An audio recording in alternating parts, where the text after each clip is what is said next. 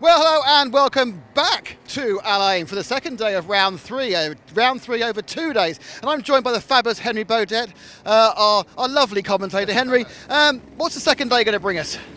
Hopefully a lot more excitement, a lot more action. The drivers will have got used to the new circuit layout. A lot of them would have tested here, but they now know how it races. And also, they've had a long day yesterday. Super Pole and the three heat races. Today, pre-final and final. This is where they turn the aggression up to 11. Now, you mentioned the word final. Yes. Now, since we were last with you, there have been a lot of finals. Been the Rotax World Finals, been the MENA Finals. I want you, and perhaps take Joe with you, to talk to as many final finalists as you can. Challenge accepted. The 2025 Rotax Grand Finals will go down as the most successful ever for Team UAE. 2 wins. One of them was secured by this man, Benjamin Krajckovic in Micromax. First of all, Benjamin, congratulations on being the #1 Micromax driver in the world. How does it feel? Good, very. I mean, first of all, let's talk about the event. It's a fantastic spectacle, isn't it? How did you feel differently when you put on the black and gold of Team UAE? Happy to be with my team, and yeah. It's not just about nation versus nation. The whole way that the event works is different. You don't bring your own kart and your own engine. You get given a kart at random and an engine. What's the difference between how you approach that event, knowing that you haven't got your own equipment, it's borrowed for the week, than coming here where you've tested, you've chosen the engines and everything like that? What difference does that make to you? A bit scared because the carts are the same, but the engines are not exactly the same. It's just whoever is the best driver basically wins. Exactly, and that happened to be you. The racing was intense. Talk us through your emotions that week. I stayed very calm. On the final, I got overtaken by 2 people, and then I dropped back on the last lap to like 7th, and then I overtook everyone back, and I finished 2nd, and I almost got him on the line. I know, but then a post-race penalty meant that you were the champion. Talk about the relationship, because you had Matt Hopcraft there, you had Ash Deere there, who are your coach and mechanic here. What was it like to share that moment with them? Good. They were happy. We all stayed in one hotel. And yeah, it was just so nice to stay with everyone, and especially Team UAE. Yeah, because Team UAE then came 3rd in the actual Nations Cup, thanks to yourself, thanks to Morris and the other team members. Was that something that, the management of the team, Guy Sheffield, Tony Kakati, were they happy with that? And have they spoken to you about how proud they are of you? Yeah. Yeah, what did they say? Like normal stuff, good job and stuff like that. Yep. And of course, you're in Minimax now in this championship, but we'll stay on the Rotax Grand Finals. Well, the day after the Rotax Grand Finals, because that was the Formula One title decider in Abu Dhabi. And there's not many drivers that celebrated a Grand Finals win the way you did. Tell us about your Sunday in Abu Dhabi. Happy for Norris to win. Rather have Max, but good for Norris to win. Oh, yeah, no, but you got to do something pretty special, didn't you? Yes, I did. Do you want to tell everyone what you managed to do? I holded Kimi Antonelli's F1 steering wheel and George Russell's seat thing, whatever it's called. Seat insert. So you spent the day with the Mercedes Formula One team, effectively, the day after you won the Grand Finals. Did you tell George Russell that his older brother Benji was a Grand Finals champion, but George never won it, and now you're there? So does that make you better than George? Yes, I think I would beat him in a race of karting. Excellent, excellent. Benjamin Krajckovic, now officially the #1 Micromax driver in the world. Congratulations once again. Best of luck now with full-time Minimax. Thank you. Bye. The MENA Nations Cup is this region's biggest international Rotax event. In the same way the Grand Finals, drivers compete for their countries and they select their equipment completely at random, all provided by the chassis partners and engines by Rotax. This year, the DD2 MENA Nations Cup champion for Qatar, first time that Qatar have ever won a race at the MENA Nations Cup, is Hamza Hashisho. Hamza, firstly, congratulations. How did it feel standing on the top of the podium, not necessarily for anyone else other than the Qatari flag? Yeah, honestly, it felt great, to be honest. It felt pretty unreal, especially like, being the first one to do it. I mean, that really felt memorable to me. So yeah, I mean, it was an unreal experience for me, honestly. And what's going to be even more surprising is, Hamza, tell us when you actually started karting. So it was like back in October, actually, like in 2024. It's kind of when I first started karting, started like getting into and everything, and then I had my first race in December in Muscat. Yeah, I was there. It was a round of the UAE Championship, December 2024, Muscat. Fast forward, December 24, your very first race. End of October 2025, an international title. And not just any international title in any class, in Rotax's ultimate class. You've not driven anything other than a DD2, have you? No, yeah, that's correct. Nothing. I've started in DD2 and I've just continued my career in DD2, really.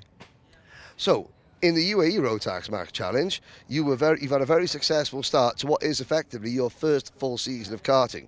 Tell us a little bit about your season so far, starting with the Rotax Invitational. So yeah, I had a good invitational. I won it. I think it was really good prep for the first round. And then the first round was in the same track, so I had a lot of prep. We had amazing pace, really fast, so I was really happy with that. We secured I should have had 2 P2s, but then I took a bumper penalty on the first day, so I took P4 on the first day, and then on the second day, I got a podium for P2. But we had the pace to win, but we learn, That's how it works. You learn. You're up against... Now, the DD2 field is getting bigger. It started off quite small, but very, very talented. Yourself, Tyler Harris, Adam Malik, now Theo Kakati coming back, Mark Bassier as well as several more. It obviously is a really tough test up against some of the very best, isn't it? Yeah, it is, honestly. Especially the good, now the competition is getting similar to how it was last year, especially how big the good last year was. Yep. Like the first few races, of course, the competition was a lot less because less drivers. But now, I mean, it's nice to have a lot of more competition. I mean, it definitely gets you into a learning phase, and then definitely gets you better when you compare yourself to these other drivers. Now, we talk, myself and Joe and Nick on the live stream, about how physical these karts are. If you've been driving since you were, a Micromax age, by the time you get to something with front brakes, all the horsepower, top speed, over 120 kilometers an hour, DD2, your body is quite used to go-karting. What's it been like for you stepping straight into this and having to work on your fitness and your muscles to be able to cope with driving a DD2? I mean, yeah, to be honest, of course, when I first started, it was a lot more physically demanding for me. It felt a lot harder, especially to keep up in pace because, when you're not physically ready for it, the pace is not going to be there, even if you're a good driver on the simulator or anything. If you don't have the physicality, especially for these karts, no, you're not really going to keep up with your best guys. But now, of course, over time, I practiced a lot and a lot and a lot. And then now, of course, I'm able to physically handle it. And that's why my pace has gone up a lot, over the year. So, we've had a Rotax Invitational win. We've had a MENA Nations Cup win. When are we going to see Hamza Hashisho take his first round win in the UAE Rotax Max Challenge? Well, I'll hope for this weekend, me and the team, we're really just working, trying to find those little bits, those few tenths, and then hopefully we can really take one home. So there we go. Let's remember this. 1 year ago, this gentleman had only sat in a go-kart once. 12 months on, he's an international champion, maybe our next DD2 round winner, Hamza Hashisho. Thank you, Hamza. Thank you very much. The 2025 Rotax Grand Finals started as the most successful in the nation's history. The very first final of the day was the E20 and E20 Masters final. And in E20 Masters, this man, Maurice Knyoppers, came home as the winner. Maurice, you've been at the Grand Finals. many times before. You were a podium finisher back in 2008, but this was a special day for you, not only because it was your second Grand Finals win, but it was the first that you shared with your son Sam. How do you feel? I think it still doesn't quite sink in. I mean, we've had race wins before. You know, on the same day we both won here in the UAE. Even in the Netherlands, we won on the same day. And then you go home and then you realize, oh, but wait a minute, this was special. You know, this was the World Finals. It's easy. It's not going to happen. You can't imagine happening it again. But of course, we're going to try. But it was special. It's super special. Now, the event itself, talk us through race week, because you were the lone non-South American driver at the front, because you had 3 drivers from Argentina, 2 from Brazil, 1 from Ecuador, who spent most of the week sitting about 2 inches off your rear bumper.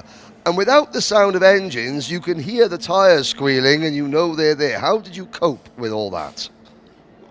Coping with that is what we always do in the go-karting, right? If somebody's half a second behind you, it's okay.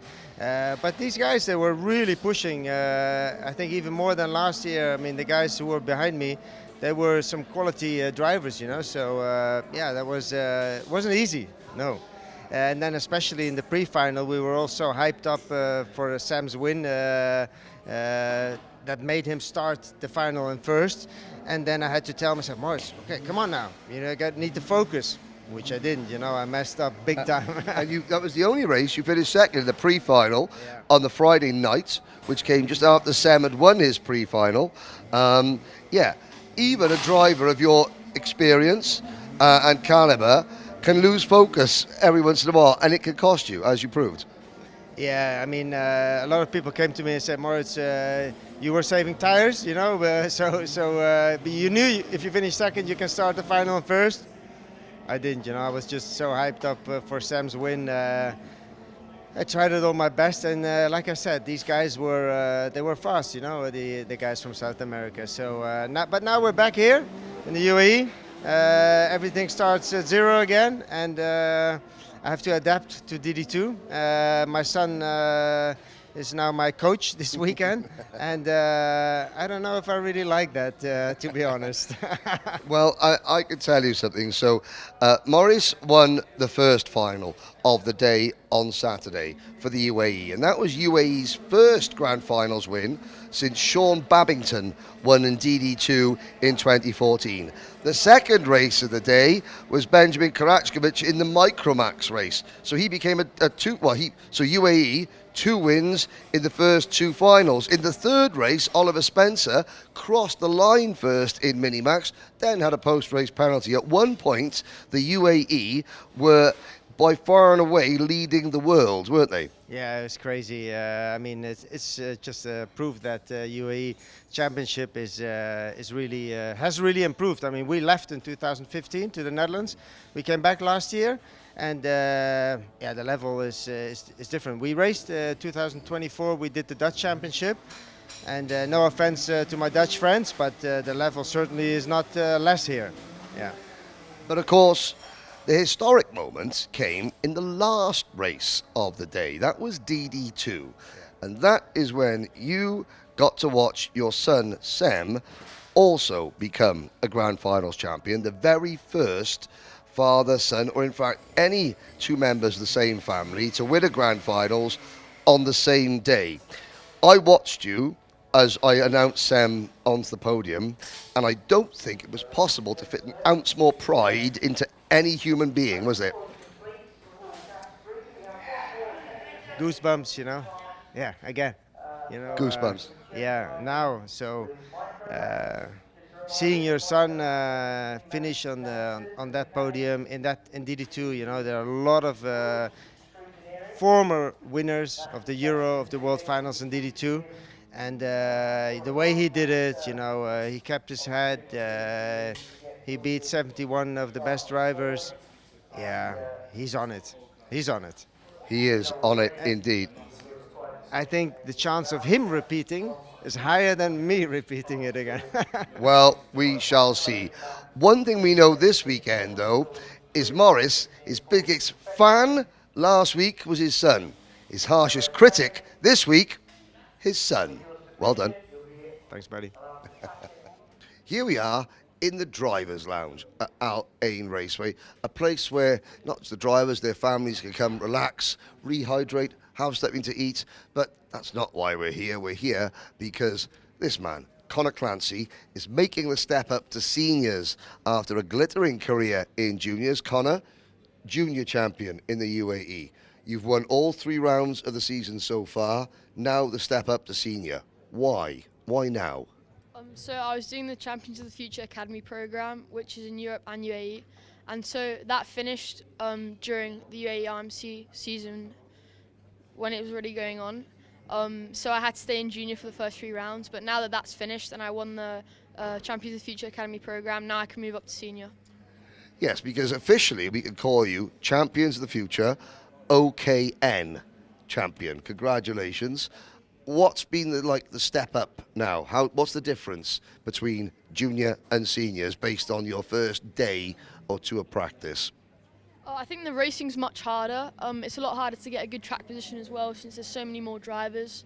But yeah, it's been quite good so far. I've been fast. So yes, I think it's going to go well. Now, a lot of people say that juniors can be very chaotic, and by the time we get to seniors, the drivers are a little bit older, a little bit wiser. Is that something you think will help you? Because juniors is pretty frantic, isn't it? Yeah, it's good racing, and I'm up the front there, so I don't see why I can't be up the front in seniors. Now, interestingly, because of the nature of the championship, there are dropped scores involved in the UAE Rotax Max Championship. Your mechanic, your coach, Alex Gill, said that there's still a chance that you could be senior champion this year, mathematically, with all the dropped scores. How does that make you feel after spending the first 3 rounds or 3 events in juniors? To be honest, I don't really feel anything. If I win it, I win it. If I don't, I don't. It's my first season, so of course I want to be up there getting good results, which I think I will, but I think a championship, I'm already 3 rounds in, is going to be quite difficult. Yeah, I mean, there's a lot of competitive drivers, but with a lot of competitive drivers in seniors, that means they're taking points off each other regularly. It's a big ask. However, there's a chance, and therefore that's got to be your focus, hasn't it? It's got to be the motivational factor for you.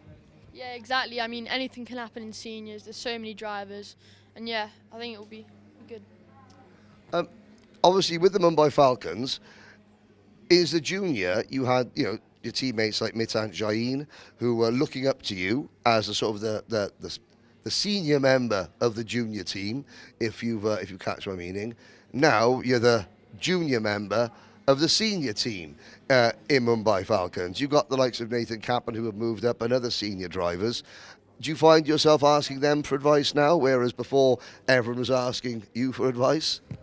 Not really. Obviously, I've got Gilly and I've got an experienced team that knows this track, knows this category. So, yeah, I think it's pretty much the same as junior, just a bit faster and the tyres are a bit grippier. So, yeah, I don't really feel too much difference. Now, you mentioned the tyre. How much more tyre management do you have to do in seniors? How much more are you having to think about, I can't go maximum speed every single lap of every single session. I've got to, be a bit more careful. How much more careful do you have to be to make your tyre last as a senior? Yeah, well, obviously the D5s, they're quite quick to start with, and then they gradually get slower and slower. So yeah, I think tyre management is going to be a big role to play now that I've moved up, and I'm going to have to just work on that. And are we going to see you now for the rest of the season in Rotax racing, not just here but elsewhere? Or are we still going to be dovetailing this with a little bit of other championships, say Champions of the Future? What's the plan for 2026? Honestly, I'm not sure. I want to be doing lots of racing as much as I can. So yeah, I think every opportunity I get, I'll take it. Because you raced for Team UAE in the Rotax Grand Finals in, let me say, it was Sarno. You've watched Team UAE have their most successful Grand Finals just a week ago. How much of a desire is there to get back to that event and put the black and gold of Team UAE on? Yeah, well, it's an amazing event, Grand Finals. I really enjoyed it when I went last year at Sarno, and next year it's at Portimao, which is one of my favourite tracks. So yeah, it does give me a hunger to win this championship and go there. Okay, Conor Clancy, best of luck. Thanks for joining us here in the Drivers' Lounge. And yeah, 394, one to watch if you haven't done something spectacular already. I've seen a lot of motor racing. I've seen a lot of drivers from the very high levels of this sport. And one young man that has caught my eye since we began here at Karting Live TV with the UAE RMC, and that's one Liam O'Hanlon. This young man here, Liam. You've heard what I've said there, mate, and I'm really impressed with how you've conducted yourself. You're having a pretty good season, aren't you? Yeah, we're leading championship. Hope this weekend goes good. And Any reason why it shouldn't? no. No. How did you get involved in karting then? How did you get? Are you a motorsport fan? How did it come about? Conor Clancy started karting, and then I started karting when Conor started, and then my dad and his dad were friends, Right. and then I started karting. Right. So when you get to Conor's age, you think you'll be quicker than him? Yeah. Yeah, bound to be.